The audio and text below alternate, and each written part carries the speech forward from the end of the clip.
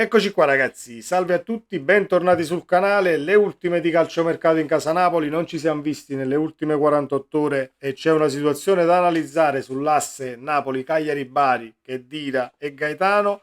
Osimhen si inserisce prepotentemente, l'Arsenal ha giocato ieri una partitella, parliamo anche di quello. Stasera Napoli-Girona, probabile formazione e ovviamente andremo a vedere l'11 che schiererà Antonio Conte. Fatemi sapere la vostra qui sotto nei commenti, iscrivetevi al canale attivando la campanellina delle notifiche così restate aggiornati ogni qualvolta esce un nuovo video. Colgo l'occasione per avvisare i naviganti: questa sera fine partita, immediata live post partita, considerazioni, commenti a caldo. Chiudiamo questo capitolo amichevoli precampionato dando uno sguardo anche alla partita che poi ci interessa di sabato prossimo, perché quella è una finale a tutti gli effetti, da dentro e fuori, dove non si può steccare praticamente niente. Detto questo, partiamo dal calciomercato, partiamo da Khedira, Gaetano e l'asse Bari, che potrebbe, diciamo, far sì che l'operazione vada in porto. Gianluca Gaetano è diventato un tormentone nell'estate di calciomercato del Cagliari. Il quotidiano sardo, l'Unione Sarda, racconta che vengono definite elevate le richieste del Napoli, ma il direttore sportivo Bonato non si è arreso, ha proposto un'offerta migliore, includendo nell'accordo l'acquisto di Khedira, che dovrebbe lasciare la squadra di Conte. L'operazione potrebbe coinvolgere anche il Bari, come? Così, società sotto controllo della famiglia De Laurentiis, il Bari, con il trasferimento a Napoli di Davide Veroli, che dovrebbe poi essere girato ai pugliesi. Chi è Davide Veroli? Terzino sinistro, 21 anni, 1,88 m, 1,70 milioni per quanto riguarda ovviamente dati transfermarkt e il valore di mercato, ma poi vedremo nel caso dovesse andare in porto un'operazione del genere, perché il Napoli o su Khedira o su Gaetano comunque deve monetizzare. Si parla anche delle spagnole, per Khedira ci sono le pretendenti, ma per Khedira si parla più di prestito che di vendita, quindi il calciatore sul quale monetizzare molto probabilmente dovrebbe essere Gaetano. E sono d'accordo da questo punto di vista, perché Gaetano l'ha già visto un bel po' di stagioni. Khedira ovviamente può incorrere nella stessa situazione che fu per Zapata, senza fare paragoni per caratteristiche, per come il giocatore, per eccetera eccetera eccetera, però Zapata diciamo che poi ha fatto un tantino il suo andando via da Napoli. Può darsi anche che la maglia gli pesava, o siamo stati noi troppo rapidi nel volerlo piazzare e togliercelo davanti, e quindi per non incorrere nella stessa situazione, giustissimo considerare che dire in prestito e monetizzare con Gaetano, con questo Veroli che potrebbe essere girato in quel di Bari. Come vedete, al di là che le società blasonate abbiano più soldi di società piccole, comunque è un mercato che va sempre in questa direzione. Si cerca comunque la contropartita tecnica, inserimento di calciatori, perché se hai un budget di 5 o di 500 devi rientrare comunque nei conti per poter andare avanti come società, e quindi può darsi che sia anche un'alternativa valida, e che dire poi resta pure in Italia, che a me non dispiacerebbe vederlo poi in Serie A nel caso dovesse andare via da Napoli.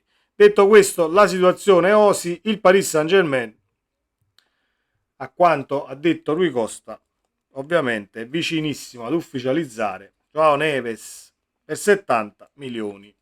Allora, la trattativa Joao Neves è andata in porto in no time, in tempo zero, quasi, rispetto alla situazione che si sta portando avanti per Osimhen, quindi visti questi 70 milioni che andrà a spendere il Paris Saint-Germain, non vedo un affondo a tanti soldi quanti ne vuole il Napoli per il nostro calciatore, e quindi c'è questo inserimento prepotente dell'Arsenal che potrebbe accontentare le richieste, pur se un tantino a ribasso rispetto alla clausola, però potrebbe accontentare tutti, soprattutto il calciatore che a quanto pare voleva la Premier, al di là che si legge stamattina, si è inserito l'Arsenal, ma Osimhen ha dato il sì a Paris Saint-Germain, vuole andare a Parigi. Non è vero praticamente niente. Credo che le considerazioni e le dichiarazioni che sono state fatte in passato vedevano la Premier come primo obiettivo, quindi nel caso l'Arsenal posi il croccante,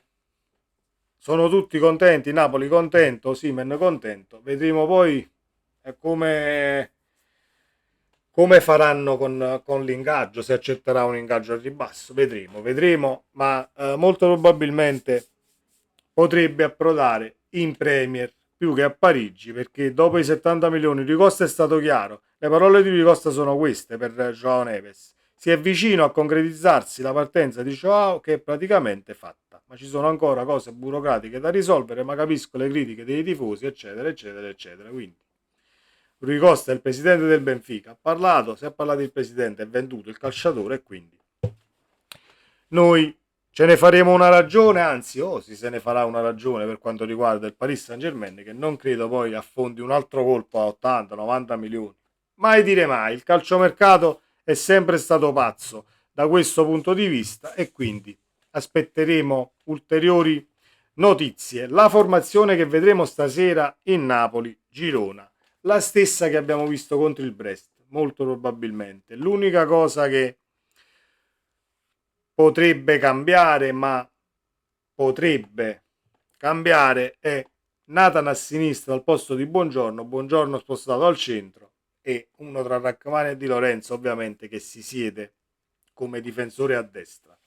Ma io credo che in vista anche della partita di Coppa Italia, così come abbiamo poi detto nella live e ci abbiamo beccato tutti quanti, perché la formazione schierata contro il Brest sembrava quasi una di quelle prove generali per ovviare a quella situazione a sinistra dove hai Olivera ancora che è in vacanza e tornerà il 5. Oggi quanto ne abbiamo? 3 se non erro? Sì, dovrebbe tornare il 5 agosto, quindi stai ovviando a quella situazione, così come ti stai parando, tra virgolette, per quanto riguarda la punta centrale. Dovrebbe giocare Raspadori al centro dell'attacco, poi può darsi che all'improvviso spunti un Simeone che dira. Le punte ce le abbiamo, al di là che si possa dire sì, ma noi possiamo mai stare con che dira, con Simeone, che un gol lo fanno e non lo fanno, ti serve l'attaccante da 20 gol a stagione, siamo d'accordo, però classificare poi calciatori come Simeone, come Raspadori, come lo stesso che dire, dice un gol lo fanno e non lo fanno, messi in condizione il gol lo possono anche fare tranquillamente, non sono calciatori che devi comunque eh, spronarli al 2000% per buttarla dentro, soprattutto Simeone che ha sempre avuto il gol comunque nel taschino, ecco, pronto. E diciamo che ci siamo anche passati sotto le sue griffe in quel di Firenze, soprattutto a Napoli, comunque chiamato in causa, messo in condizione, gioco permettendo. Sono attaccanti che la buttano dentro, quindi non declassifichiamoli poi così tanto, anche se la punta da 20 gol a stagione ti serve perché non puoi andare avanti in questa situazione di tira e molla, uno si allena là da solo, rifiuta la Aston Villa quando leggiamo Lukaku, eccetera, eccetera. Questo di qua si fa la partitella, poi stasera non convocato e quindi non lo vedi, domani si allena. Situazioni molto strane che non ci aspettavamo così lunghe, e non se lo aspettava credo nemmeno il Napoli, e Conte in questo caso è staff per quanto riguarda la gestione, perché quando uno viene, il manager, io faccio, dico, levo e metto e faccio tutto io, comunque la situazione di Osimhen la si conosceva e molto probabilmente ci vuole un po' di tempo in più, un po' di pazienza in più, e sapremo poi come andrà a finire. Ripeto un attimo a fine video l'appuntamento di stasera, immediato post partita, considerazioni dopo Napoli-Girona al fischio finale. La live è già settata sul canale, la trovate già ovviamente lì. Qualche like in preventivo che fa sempre piacere, salvate il link così non vi dimenticate stasera di venirmi a trovare. Vi mando un bacio, un abbraccio e sempre Forza Napoli. Ciao.